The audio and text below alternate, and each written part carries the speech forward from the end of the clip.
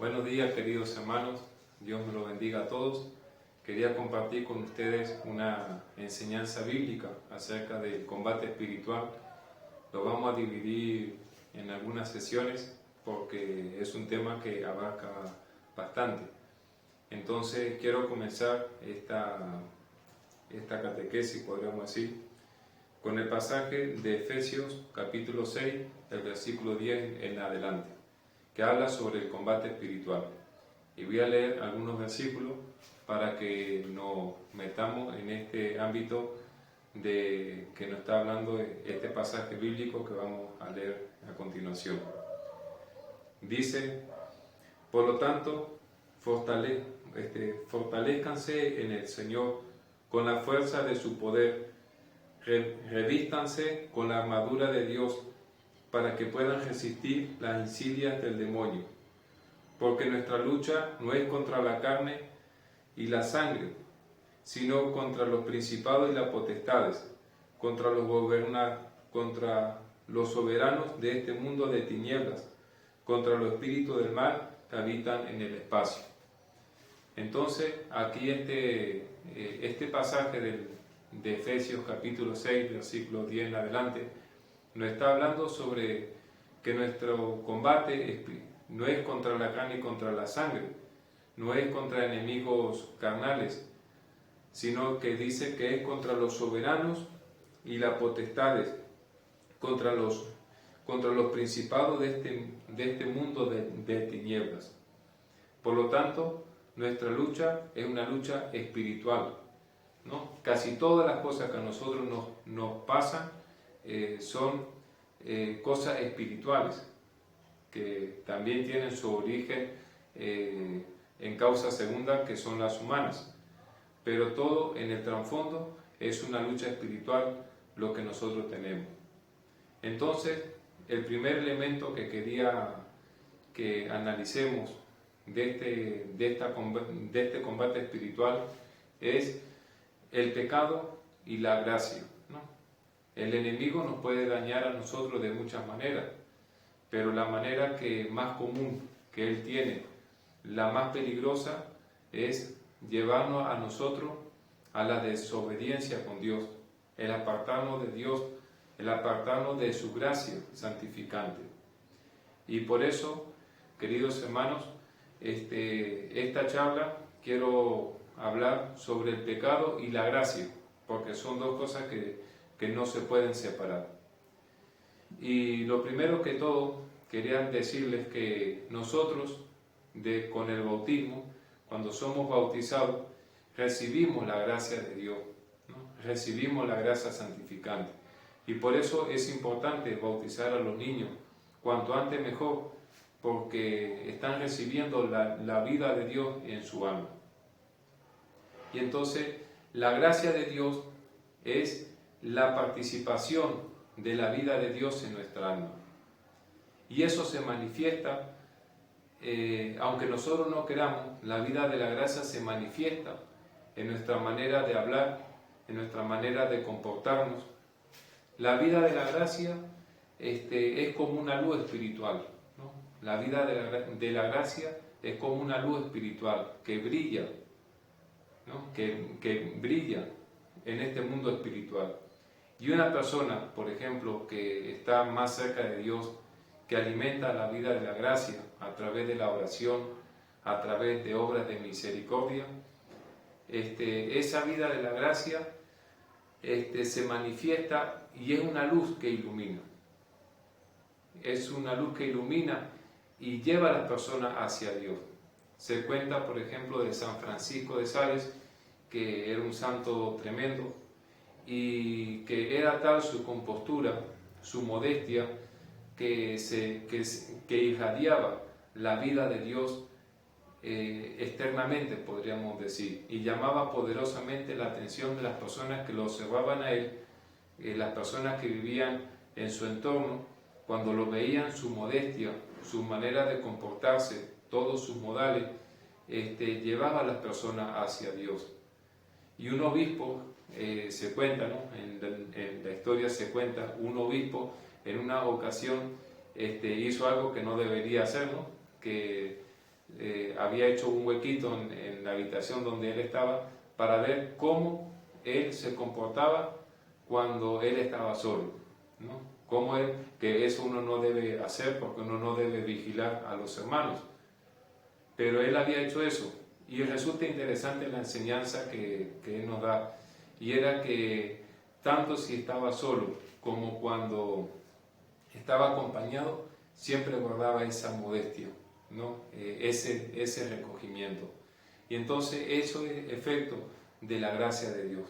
Del santo cura de Ars se cuenta, por ejemplo, que al final de su vida, cuando ya hacía sus sermones, porque él era sacerdote, hacía sus sermones y como era muy anciano y no había micrófonos en aquel tiempo, su voz apenas se podía oír.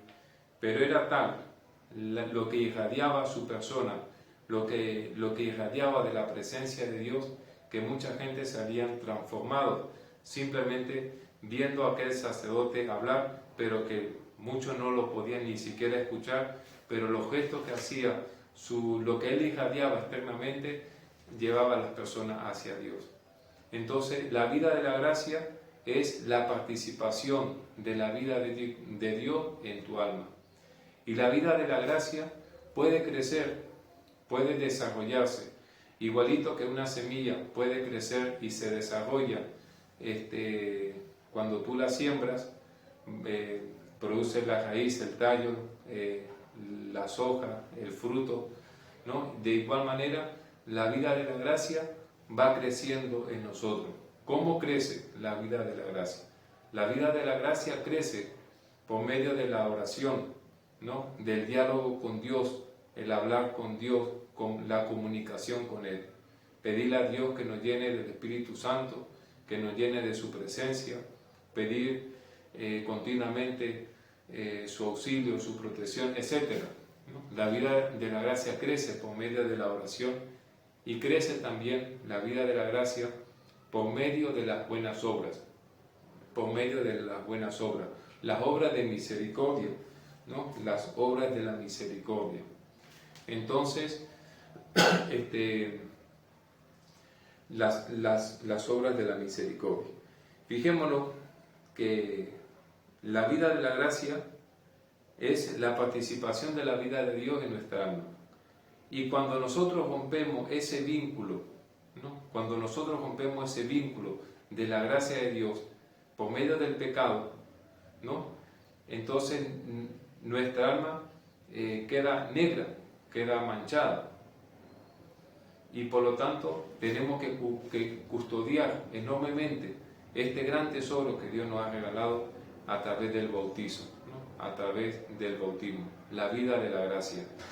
Tenemos que cultivar la vida de la gracia.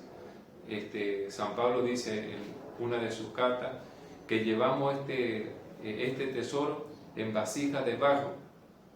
Y por lo tanto, ¿qué significa en vasijas de barro? Tenemos un tesoro inmenso, que es la vida de Dios en nosotros, pero que si nosotros nos descuidamos, si nosotros no prestamos atención, si dejamos de orar, de ser vigilantes, esa vasija se puede romper y podemos perder la vida de la gracia a través del pecado, cuando nosotros nos separamos de Dios por medio del pecado. Y por eso, queridos hermanos, tenemos que pedir fortaleza al Señor. Yo ya no voy a poder hablar en esta charla sobre el pecado, lo haremos en otra charla posterior, porque este tema necesita desarrollarse bien, ¿no? La vida de la gracia es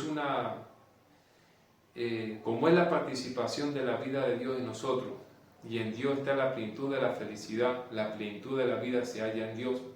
La persona que está en la gracia de Dios, que camina en los caminos de Dios, siente alegría y siente paz en su alma, ¿no? Siente alegría y siente paz en su alma.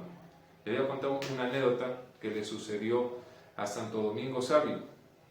Santo Domingo Sabio era alumno de San Juan Bosco, y San Juan Bosco siempre le contaba a los muchachos anécdotas, les ponía ejemplos para llevar su alma para Dios.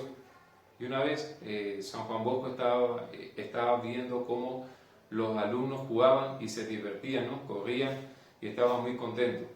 Y de repente don Bosco lo llamó a todos los muchachos y les fue preguntando, les preguntó: muchachos, si en este momento ustedes se tuvieran que presentar ante Dios, ¿qué es lo que ustedes harían en este momento?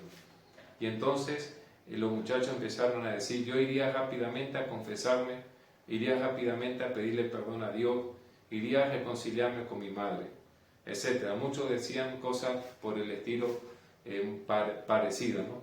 Y entonces San Juan Bosco le preguntó a Santo Domingo Sabio: y Domingo, ¿tú qué harías si en este momento te tendrías que presentar ante Dios? Y él contestó que yo seguiría jugando. Yo seguiría jugando. Fijémonos esa respuesta que da, que denota en el alma de Santo Domingo Sabio, que tenía en su alma alegría y tenía en su alma la paz. ¿Por qué? Porque tenía su conciencia tranquila. Eso es la vida de la gracia, ¿no? Es la participación de la vida de Dios en nosotros. Es una luz espiritual. La vida de la gracia es una luz espiritual. Jesucristo en el Evangelio dice que brille, ustedes son la luz del mundo. Brille así vuestra luz ante los hombres para que vean vuestras buenas obras. La vida de la gracia es una luz espiritual. Y para que nos fijemos bien, la vida de la gracia es inseparable del amor del prójimo. Y con esto quiero presentarle Isaías capítulo 58. La vida de la gracia es inseparable del amor del prójimo. Y vamos a ver cómo la vida de la gracia es una luz espiritual. Dice: este es el ayuno que yo amo, oráculo del Señor. Soltar las cadenas injustas, desatar los lazos del yugo, dejar en libertad a los oprimidos y romper todos los yugos. Compartir tu pan con el hambriento y albergar a los pobres sin techo, y cubrir al que vea desnudo, y no despreocuparte de tu propia carne. Entonces despuntará tu luz como la aurora. Entonces, y sigue hablando el pasaje muy bonito, que lo invito a cada uno que lo meditemos, pero fijémonos que cuando destierra de ti la opresión, cuando parta tu pan con el hambriento, tu ropa con el desnudo, cuando hospedes a los pobres sin techo, dice: romperá tu luz como la aurora. Esa luz es la vida de la gracia.